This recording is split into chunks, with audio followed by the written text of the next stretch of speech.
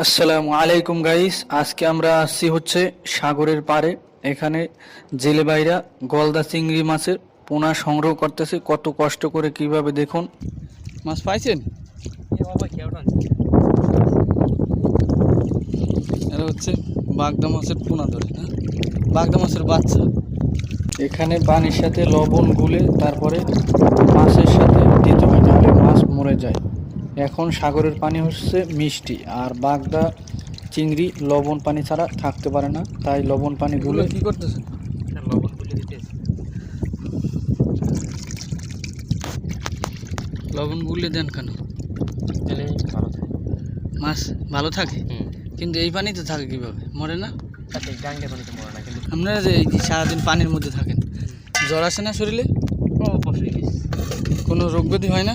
এই জেলে ভাইরা অনেক কষ্ট করে মাছ ধরে, তাদের জন্য দোয়া করি আল্লাহ